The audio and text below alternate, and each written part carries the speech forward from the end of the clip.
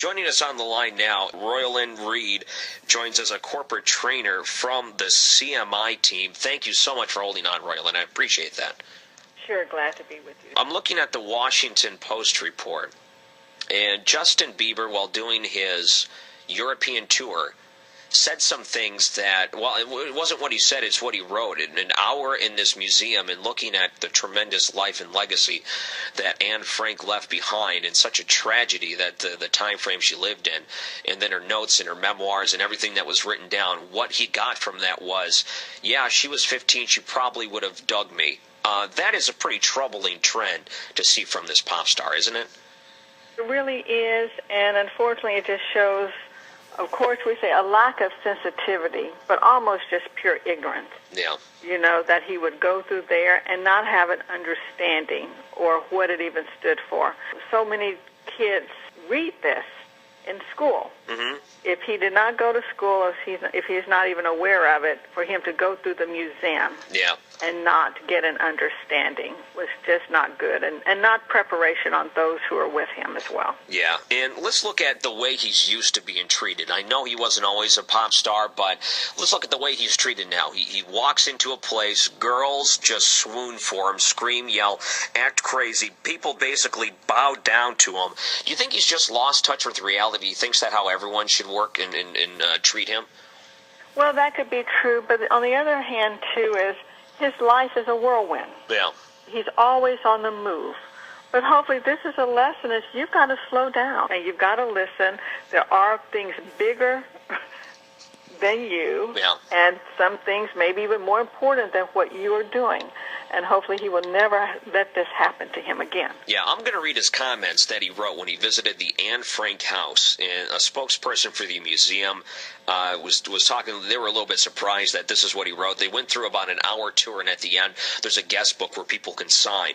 This is what he wrote. He wrote, "Truly inspiring to be able to come here.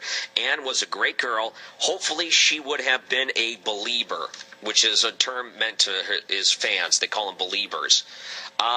That's what the shocking thing is. Is he so self-absorbed at this point? Because after going through all of this, did he learn nothing from it? The corporate training, and when you deal with people on the move like that are high profile, they have people with them. Yeah. Because they are moving so fast. But you've got to slow down. And that sounds like something he would sign on his autograph. Yeah. This is not a regular autograph, Justin. This is different.